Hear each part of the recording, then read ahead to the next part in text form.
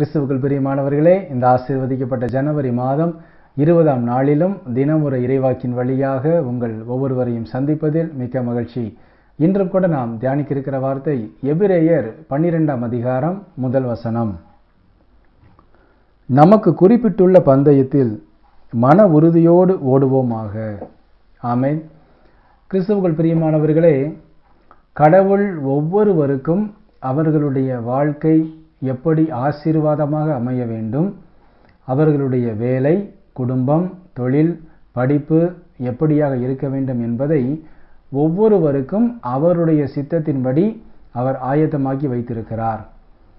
அந்த ஆசீர்வாதங்களை நாம் பெற வேண்டும் என்றால், கடவுளின் சித்தத்தின்படி நம்முடைய வாழ்க்கை ஆசீர்வாதமாக நன்மையாக அமைய வேண்டும் என்றால், நாம் எல்லா சூழ்நிலைகளிலும் மன உறுதியோடு இருக்க வேண்டும். கடவுள் நமக்கு கொடுத்திருக்கிற ஆசீர்வாதங்களை நான் பெற வேண்டும் என்கிற நோக்கத்தில் மாத்திரம் நாம் ஓட வேண்டும். எந்த தடுமாற்றம் வந்தாலும், எப்பேற்பட்ட பாவ சூழ்நிலைகள், நெருக்கடிகள் நம்மை நோக்கி வந்தாலும் அதிலே நாம் தவறி விழுந்து விடாதபடிக்கு நம்மை நாமே காப்பாற்றிக் கொள்ள வேண்டும். அந்த தடுமாற்றத்திலிருந்து விலகி நிதானமாய் நாம் செயல்பட, சிந்திக்க நம்மை கடவுளின் கரங்களிலே அர்ப்பணிக்க வேண்டும். அப்படியாக நீங்கள் அர்ப்பணிக்கும் பொழுது, மன உறுதியோடு நீங்கள் ஒவ்வொரு செயலையும் சிந்தித்து செயல்படுத்தும் பொழுது, கடவுளின் கரம் அவருடைய சித்தத்தின்படியான எல்லா ஆசீர்வாதங்களையும் நீங்கள் பெற்று மகிழ்ந்து வாழும்படியான ஒரு கிருபையை கொடுத்து ஆசீர்வதிக்கும். ஆம் கிறிஸ்துவுக்குள் பிரியமானவர்களே, எப்பொழுதும் மன உறுதி ஒவ்வொருவருக்கும் ரொம்ப அவசியம். குறிப்பாக இன்றைய ஜெனரேஷன் மன வலிமை அற்றவர்களாய் வாழ்ந்து கொண்டிருப்பதை நாம் பார்க்கிறோம். ஏன்னா அவர்களுக்கு என்ன தேவையோ அதைவிட அதிகமாக கிடைக்கிறது. என்ன அவர்களுக்கு செலக்ட் பண்ணுவது என்றே அவர்களுக்கு புரியவில்லை. கண்கள் முன்னாடி 1000 விஷயங்கள் கண்கள் முன்னே ஓடிக்கொண்டே இருப்பதால் எது நல்லது, எது நமக்கு தேவையானது, எது சிறப்பானது என்பதை அவர்களால் தேர்ந்தெடுக்க முடியவில்லை. மிகவும் குழப்பத்திலே இருக்கிறார்கள். இந்த குழப்பம் என்ன செய்கிறது? அவர்களை வேறு தவறான வழிக்கு ரொம்ப ஈஸியாக கொண்டு போயிருது.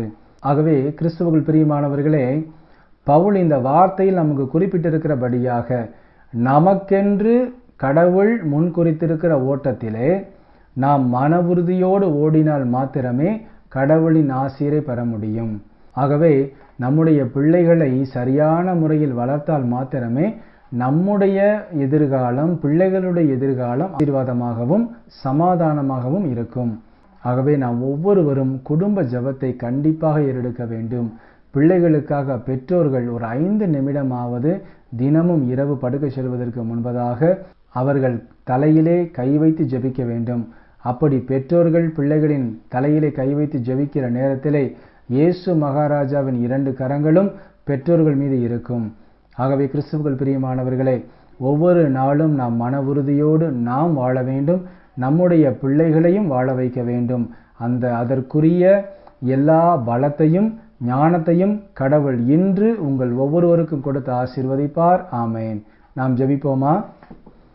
இயேசு மகாராஜாவே, எங்கள் அன்பு தகப்பனே, இந்த ஆசீர்வதிக்கப்பட்ட புதிய நாளுக்காக உமக்கு கோடான கோடி நன்றி அப்பா.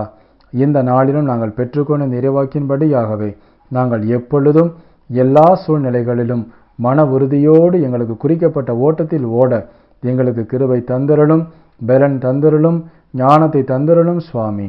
இன்றும் தன்னுடைய பிறந்த நாள் மற்றும் திருமண நாளை கொண்டாடும் இது பிள்ளைகள் ஒவ்வொருவரையும் தகப்பன் தாமே எல்லா நன்மைகளினாலும் நிரப்பி ஆசீர்வதித்திட அர்ப்பணித்து ஜெபிக்கிறோம். இயேசு கிறிஸ்துவின் விலையேறப்பட்ட நாமத்திலே ஜெபிக்கிறோம் எங்கள் ஜீவனுள்ள நல்ல பிதாவே. ஆமேன். கிறிஸ்துவுக்குள் பிரியமானவர்களே, இன்று ஒரு சிறப்பான மன உறுதியை கடவுள் உங்கள் ஒவ்வொருவருக்கும் கொடுத்திருக்கிறார். ஆகவே உங்களுடைய பிள்ளைகளை வளர்ப்பதில் இன்று முதல் நீங்கள் கவனமாயிருங்கள். உங்களுடைய எதிர்கால ஆசீர்வாதம் எல்லாவற்றையும் கடவுள் உங்களுக்கு சிறப்பாக கொடுத்து ஆசீர்வதிப்பார். ஆமேன். தேங்க்யூ.